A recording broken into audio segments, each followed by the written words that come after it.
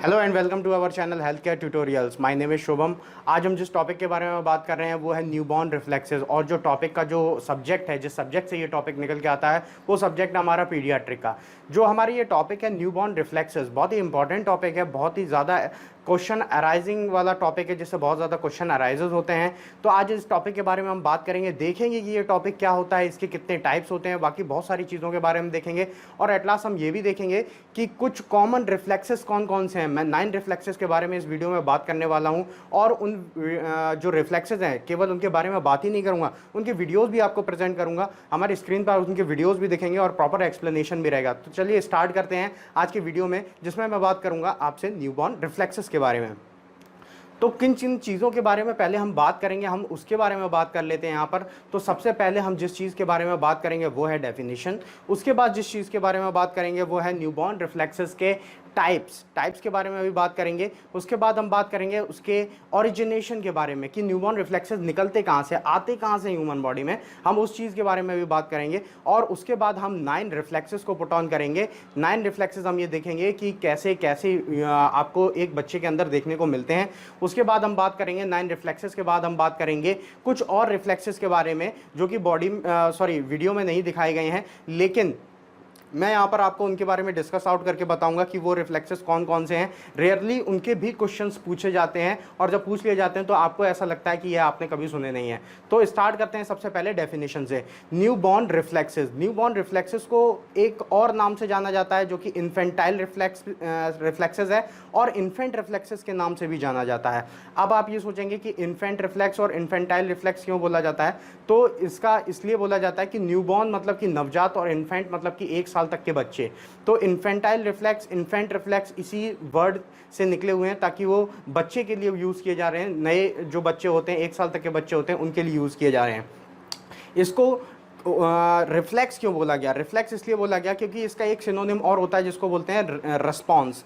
जब भी किसी स्टिमुलस के प्रति हम कोई भी एक्शन क्रिएट करते हैं या रिएक्शन क्रिएट करते हैं तो उसको रिस्पॉन्स बोलते हैं, और उसी को रिफ्लेक्स एक्शन बोलते हैं। एक नाम और इसका रहता है जिसको कि बोला जाता है आपका automatic involuntary motor response. Automatic involuntary motor response से आपको मतलब समझ में आ रहा होगा। ऑटोमेटिक का मतलब होता है अपने आप, और जो इन्वॉलेंट्री मतलब कि कोई ऐसी एक्टिविटीज़ जो कि हमारे कंट्रोल में नहीं होती हैं। उसके बाद जो मोटार मतलब कि जो आपकी ऐसी एबिलिटीज़ जिसमें कि आपके मूवमेंट इन्वॉल्व होते हैं, और रिस्पॉन्स मतलब कि कोई भी स्टिमुलाई के की तरफ से आप कोई भी रिस्पॉन्स जनरेट करें। तो ये सारी चीज़ें जब इन्वॉल्व होती हैं तो एक रिफ्लेक्स बनता है। फॉर एग्जांपल, अब मैं एक एग्जांपल देकर के आपको समझा देता हूं कि रिफ्लेक्स एक्शन होता क्या है वाकई में। जैसे कि मान लीजिए कि कोई भी आपको स्किन पर पिंच कर रहा है, तो जब भी आपको कोई स्किन पर पिंच करता है तो आप क्या करते हैं, अपने हाथ को वापस खींच लेते हैं, पीछे की तरफ खींच लेते हैं, या फिर उस जगह से हटा लेते हैं। तो आपको क्या है, सेंट्रल नर्वस सिस्टम से एक रिफ्लेक्स मिलता है कि आपको कोई पिंच कर रहा है तो आप अपने हाथ को या फिर अपने पार्ट को, जिस जगह आपको पेन फील हो रहा है, उसको वहां से खींचना। तो ये क्या किया आपने, एक मोटार मूवमेंट किया, जिसकी वजह से एक पूरा रिफ्लेक्स एक्शन बन गया। तो इस ओवरऑल मूवमेंट को हम बोलते हैं एक रिफ्लेक्स एक्शन। तो ये पूरा एक रिफ्लेक्स एक्शन का डेफिनेशन एंड एक्सप्लेनेशन यहाँ पर खत्म होता है। उसके बाद बात करते हैं ओरिजिनेशन की, कि जो रिफ्लेक्स एक्शन है ये बनता कहाँ है, आखिर से ये आते कहाँ से, आपकी बॉडी में जनरेट कहाँ से और किस तरीके से होते हैं। तो यहाँ पर क्या होता है कि आपकी बॉडी में जो सेंट्रल नर्वस सिस्टम मौजूद है, वहां से आपके जो रिफ्लेक्सेस हैं वो जनरेट होते हैं। दूसरी चीज आपको ये भी बता दूं एक फैक्ट के तौर पे, कि जब आपकी बॉडी ग्रो करना शुरू हो जाती है, आप चिल्ड्रन स्टेज में मूव करते हैं फ्रॉम इन्फेंट स्टेज, तो आपकी बॉडी में से रिफ्लेक्सेस धीरे धीरे स्लोली एंड स्लोली हटने लग जाते हैं, डिमिनिश होने लग जाते हैं। तो ये कैसे होने लग जाते हैं, जैसे ही आपके फ्रंटल लोब जो हैं वो जब डेवलप करने लग जाते हैं, वो जब विकसित होने लग जाते हैं, तो आपकी बॉडी क्या करती है, रिफ्लेक्सेस एक्शंस जो हैं वो धीरे धीरे खत्म करने लग जाती है। तो फ्रंटल लोब का जो डेवलपमेंट है वो एक रीजन बन जाता है यहाँ पर, जिसकी वजह से आपके जो बॉडी के रिफ्लेक्सेस हैं वो आपके डेवलपमेंट के साथ साथ आपके रिफ्लेक्सेस खत्म होते चले जाते हैं। उसके बाद बात कर लेते हैं यहाँ पर टाइप्स के बारे में। टाइप्स एक बहुत इंपॉर्टेंट टॉपिक हो जाता है न्यूबॉर्न रिफ्लेक्सेस के बारे में, जिससे कि आप आगे के जितने भी रिफ्लेक्सेस हैं उनको बहुत ही आसानी से समझ पाएंगे। तो यहाँ पर 2 टाइप्स आपको ज़्यादातर देखने को मिलते हैं, एक होता है टेम्पररी और एक होता है परमानेंट। अब टेम्पररी में कौन से आ जाते हैं, टेम्पररी मतलब कि जो कुछ देर के लिए या कुछ समय के लिए टिकते हैं और उसके बाद बॉडी से ख़त्म हो जाते हैं। लेकिन जो परमानेंट होते हैं वो आपकी बॉडी में थ्रू आउट द लाइफ, मतलब सारी ज़िंदगी मौजूद रहते हैं। ऐसे रिफ्लेक्सेस को आप बोलते हैं कौन से? Permanent reflexes. अब एक एग्जांपल देकर के दोनों को आपको एक्सप्लेन कर देता हूं। तो सबसे पहले मैं एग्जांपल देता हूं टेम्पररी का। तो एग्जांपल ऑफ टेम्पररी में आप देखेंगे कि रूटिंग रिफ्लेक्स। रूटिंग रिफ्लेक्स क्या होता है? जिसमें कि आप देखेंगे बच्चे के चीक्स पे जब आप पॉइंट करते हैं किसी भी चीज को, तो वो क्या करता है, उसको मुंह घुमा के सक करने की कोशिश करता है। तो ये रूटिंग रिफ्लेक्स है, 3 to 4 मंथ्स तक चलता है और उसके बाद खत्म हो जाता है। तो ये क्या था? टेम्पररी था, कुछ समय के लिए रहता है फिर खत्म हो जाता है। लेकिन इसी जगह आप परमानेंट का एग्जांपल अगर देखेंगे तो परमानेंट के एग्जांपल में आपको ये देखने को मिलेगा कि जो आपका रिफ्लेक्स एक्शन है वो आपको थ्रू आउट द लाइफ, सारी जिंदगी अपनी बॉडी में देखने को मिल रहा है। फॉर एग्जांपल आप देखेंगे ब्लिंकिंग रिफ्लेक्स। ब्लिंकिंग रिफ्लेक्स में क्या होता है कि आपकी आंखों को झपकाना। आप देखेंगे थ्रू आउट द लाइफ आपकी आंखों के सामने कोई चीज आती है तो आप अपनी आंखों को ब्लिंक करते हैं। तो इस तरीके से आप ब्लिंक करते हैं तो आप ये सारी जिंदगी करते हैं, तो ये आपका परमानेंट रिफ्लेक्स की कैटेगरी में आ जाता है। तो दोनों कैटेगरी यहां पर मैंने एक्सप्लेन कर दी आपको। अब नेक्स्ट पार्ट की तरफ मूव करते हैं जो है हमारे 9 रिफ्लेक्सेस। अब 9 रिफ्लेक्सेस कौन कौन से हैं उनके बारे में हम बात कर लेते हैं, एक एक करके उनको हम यहाँ पर डिस्कस आउट करेंगे। स्क्रीन पर आपको उनकी वीडियो भी दिख रही है, दिखेगी जब मैं आपको एक्सप्लेन आउट करूंगा। ओके, तो अब बात करते हैं रिफ्लेक्सेस के बारे में। एक एक रिफ्लेक्सेस के बारे में हम यहाँ पर टॉक आउट करेंगे और यहाँ पर ये भी देखेंगे कि पीछे स्क्रीन पर आपको वीडियो में दिखाया जाएगा कि क्या कौन सा रिफ्लेक्स मैं बता रहा हूँ और किस तरीके से आपको वो बच्चे में देखने को मिलता है। तो सबसे पहले जो बात कर लेते हैं वो है ब्लिंकिंग रिफ्लेक्स की। ब्लिंकिंग रिफ्लेक्स क्या होता है? ब्लिंकिंग रिफ्लेक्स का मतलब आपको नाम से ही पता चला, ब्लिंकिंग मतलब कि आंखों को झपकाना। ब्लिंकिंग रिफ्लेक्स में क्या होता है कि जब आप देखेंगे कि कोई भी चीज़ बच्चे की तरफ आ रही है या नहीं भी आ रही है तो भी बच्चा कुछ कुछ सेकेंड्स में, आप देखेंगे लगभग 15 सेकेंड्स में, 10 सेकेंड्स में लगभग अपनी आइज़ को ब्लिंक करता है। किस तरीके से? आप देखेंगे नॉर्मली जिस तरीके से हम आंखों को झपकाते हैं उस तरीके से आंखों को ब्लिंक करता है। अब आपको स्क्रीन पर एक वीडियो देखने को मिल रहा है जिसमें बच्चा लेटा हुआ है और आप देख पा रहे हैं कि बच्चा अपनी आंखों को किस तरीके से झपका रहा है, अपनी आंखों को किस तरीके से ब्लिंक कर रहा है। और उस ब्लिंकिंग कंडीशन में आप देखेंगे कि वो कंटिन्यूस नहीं होती है, वो कुछ कुछ सेकंड्स को रोक रोक के होती है। और ये जो रिफ्लेक्स होता है ये आपको कभी भी डिसअपियर होता हुआ नहीं दिखता है, ये हमेशा आपके अंदर प्रेजेंट रहता है थ्रू आउट द लाइफ। उसके बाद नेक्स्ट बात कर लेते हैं हम अपने दूसरे रिफ्लेक्स के बारे में जो कि है बेबिंस्की रिफ्लेक्स। बेबिंस्की रिफ्लेक्स में क्या होता है? जब बच्चे का टो है, पैरों का जो पंजा है, उसमें आप एज्यूम कर लीजिए जैसे ये पैरों का पंजा है और आप ये जो साइड है इसमें आप ऐसे नेल से या किसी भी शार्प चीज से जैसे ऐसे रब करेंगे तो बच्चा क्या करता है? अपने टोज को इनवर्ड मूव कर लेता है। अब आप स्क्रीन पर एक वीडियो देख रहे हैं जिसमें आपको ये दिख रहा होगा कि बच्चा जो है अपने, देखिए, टोज को किस तरीके से मूव कर रहा है जब उसके जो साइड हैं, फुट के साइड्स हैं, उन पर एक जो नेल है उसको मूव किया जा रहा है।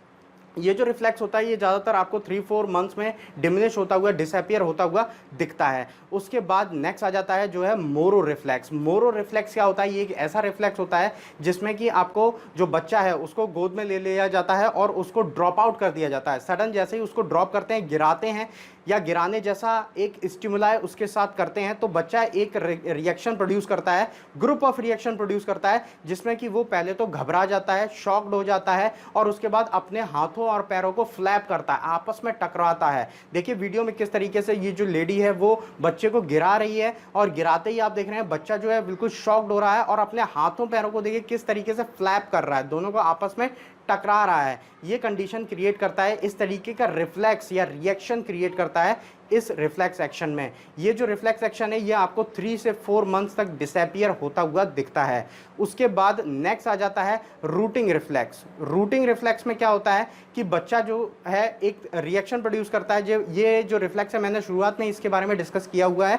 इसमें बच्चा क्या करता है, आप बच्चे के जब चिन पर या फिर आप उसके चीक्स पर जब फिंगर को टैप करते हैं तो बच्चा क्या करता है, मुंह घुमाकर उसको सक करने की कोशिश करता है। वीडियो में देखिए किस तरीके से लेडी जो है बच्चे के चीक्स पर फिंगर को टैप कर रही है और फिंगर टैप करने के बाद बच्चा जो है उसको मुंह घुमाकर सक करने की कोशिश कर रहा है। तो ये जो रिफ्लेक्स है इसको बोलते हैं रूटिंग रिफ्लेक्स और ये भी आपको 3 to 4 मंथ्स में डिमिनिश होता हुआ दिखता है। अब जो नेक्स्ट रिफ्लेक्स एक्शन देख लेते हैं वो आ जाता है स्टेपिंग का। स्टेपिंग एक ऐसा रिफ्लेक्स एक्शन है जिसमें कि बच्चा जो है जब आप उसको क्या करते हैं, अपने उसके आर्म्स पे उसको इस तरीके से उठा लेते हैं, उसके बाद आप उसको फ्लोर पे टच करते हैं उसके फिट्स को जब, तो वो क्या करता है, वॉक करने की कोशिश करता है। जिस तरीके से नॉर्मल इंसान वॉक करता है उस तरीके से आपको वॉक करता हुआ देखेगा बच्चा। वीडियो में देखिए किस तरीके से एक लेडी है वो बच्चे को उठा रखा है आर्म्स पे और वो जब उसको फिट्स को टच करा रहे हैं लैंड से तो वो क्या करता है, वॉक करने की कोशिश कोशिश करता है। तो ये जो रिफ्लेक्स एक्शन है ये 3 to 4 मंथ्स तक रहता है, उसके बाद धीरे धीरे डिमिनिश होना शुरू हो जाता है,